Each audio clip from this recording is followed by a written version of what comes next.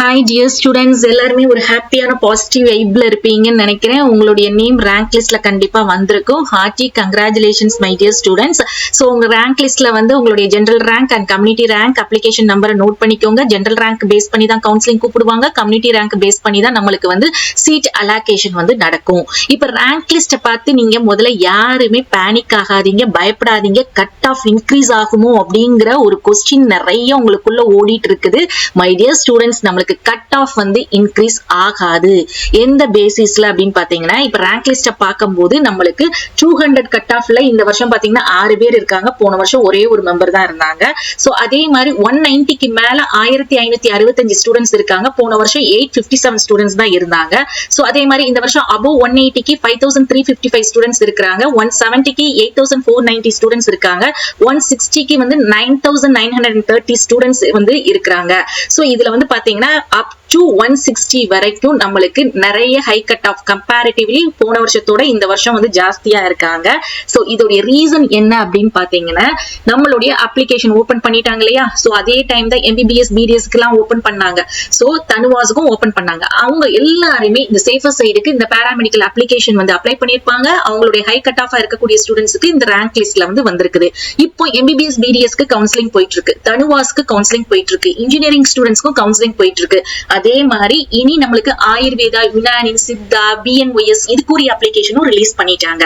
So இவங்க எல்லாருமே என்ன பண்ணுவாங்கன்னா, சேஃபர் சைடுக்கு இந்த பாராமெடிக்கல் கோர்சஸ் வந்து அப்ளை பண்ணிருப்பாங்க. சோ அந்த ஹை கட் ஆஃப் உடைய ஸ்டூடெண்ட்ஸ் தான் இந்த ரேங்க் லிஸ்ட்ல வந்து மோஸ்ட்லி இருப்பாங்க.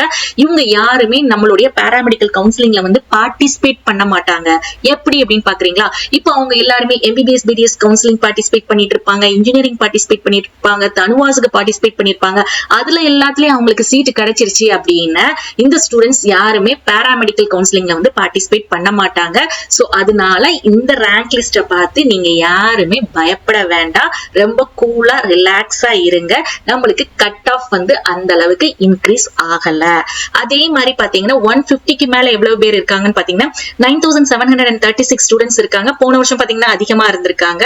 அதே மாதிரி 140க்கும் பாத்தீங்கன்னா 8740 இருக்காங்க. 130க்கு 9331 வரைக்கும் இருக்காங்க. பிலோ 130க்கு கீழே பாத்தீங்கன்னா 7531 ஸ்டூடெண்ட்ஸ் இருக்காங்க. சோ இதுல இருந்து பார்க்கும்போது 150ல இருந்து பார்க்கும்போது நம்மளுக்கு ரொம்ப ரொம்ப குறைவான ஸ்டூடெண்ட்ஸ் தான் இருக்காங்க.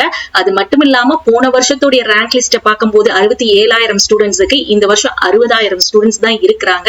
இதுல பாதி பேர் வந்து பாத்தீங்கன்னா இந்த ஹை கட் ஆஃப்ல இருக்கக்கூடிய ஸ்டூடெண்ட்ஸ் வந்து கவுன்சிலிங்ல பார்ட்டிசிபேட் பண்ண மாட்டாங்க. எஸ்பெஷலி வந்து பாத்தீங்கன்னா 200 above 190க்கு மேல இருக்கக்கூடிய ஸ்டூடெண்ட்ஸ் வந்து என்ன பண்ண மாட்டாங்கன்னா கவுன்சிலிங்ல பார்ட்டிசிபேட் பண்ண மாட்டாங்க. சோ கண்டிப்பா நம்மளுக்கு வந்து இந்த 180ல இருந்து 160க்குள்ள இருக்கக்கூடிய கட் ஆஃப் ஸ்டூடெண்ட்ஸ் நீங்க top courses like BSc nursing, BPT, BPharm, BA SLP, cardiac, OT-AT இந்த மாதிரி கோர்சஸ் நீங்க சூஸ் பண்றீங்க அப்படின்னா நீங்க இந்த 180ல இருந்து 160 வரைக்கும் இருக்கக்கூடிய ஸ்டூடெண்ட்ஸ் நீங்க பண்ண வேண்டிய விஷயம் என்ன அப்படின்னா, மெயினா நீங்க ஒரு கோர்ஸ் மட்டும் சூஸ் பண்ணாதீங்க.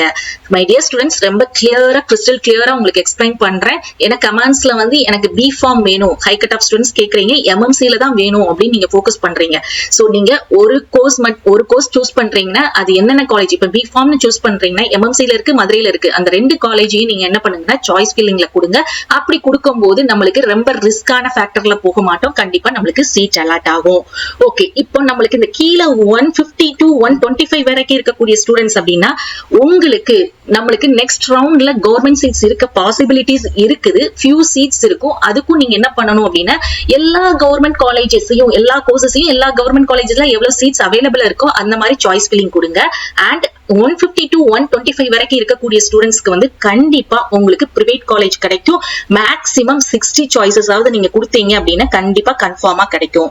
இப்போ நம்மளுக்கு இந்த ரேங்கை பேஸ் பண்ணி உங்களுக்கு கவர்மெண்ட் காலேஜ் சீட்ஸ்னா கண்டிப்பா ஒரு above 170க்கு மேல இருக்கணும். ரேங்க் பாத்தீங்கன்னா சேஃபான ரேங்க் வந்து பாத்தீங்கன்னா நம்மளுக்கு சேஃபான ரேங்க் அப்படின்னா ஒரு 160க்கு வந்து பார்க்கும்போது 25358 தான் நம்மளுக்கு சேஃபான ரேங்க். பட் 170 டாப் கோர்சஸ்க்கு கேக்குறீங்க அப்படின்னா கவர்மெண்ட் காலேஜோட ரேங்க் வந்து 15,428 வந்து நம்மளுக்கு சேஃபான ரேங்க்.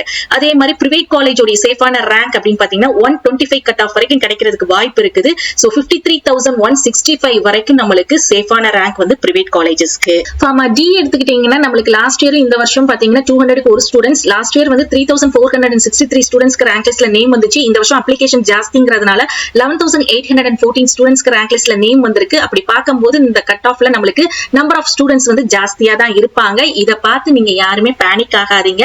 19 டிகிரிக்கு அப்ளை பண்ணவங்க என்ன பண்ணிருப்பாங்க அப்படின்னா ஃபார்மா டிக்குமே அப்ளை பண்ணிருப்பாங்க. சோ பார்ட்டிசிபென்ட் வந்து கவுன்சிலிங்ல பார்ட்டிசிபேட் பண்றவங்க ரொம்ப கம்மியா தான் இருப்பாங்க. ஃபார்மா டி யோட எக்ஸ்பெக்டட் கட் ஆஃப் அண்ட் ரேங்க்னு பாத்தீங்கன்னா 193.50 இருந்து 100.50 வரைக்கும் கிடைக்கிறதுக்கு நிறைய சான்சஸ் இருக்குது. சோ நீங்க ஃபார்மா டி பொறுத்த வரைக்கும் மேக்ஸிமம் நிறைய சாய்ஸ் ஃபில்லிங்ல கொடுங்க. சோ ஹோப் உங்களுக்கு இந்த வீடியோ வந்து கண்டிப்பா யூஸ்ஃபுல்லா இருக்கும்னு நினைக்கிறேன். உங்களுக்கு இந்த வீடியோ பிடிச்சிருந்தா லைக் பண்ணி ஷேர் பண்ணுங்க. அப்படியே நம்மளுடைய சேனலை சப்போர்ட் பண்ணி சப்ஸ்கிரைப் பண்ணிக்கோங்க. எல்லா அப்டேட்ஸையும் தெரிஞ்சுக்கிறதுக்கு வாட்ஸ்அப் அண்ட் டெலிகிராம் சேனல்ல ஜாயின் பண்ணிக்கோங்க. சோ இந்த ரேங்க் லிஸ்ட் அனலைசிஸ பார்த்து நீங்க யாரும் பேனிக் ஆகாதீங்க. கூலா ரிலாக்ஸா இருங்க.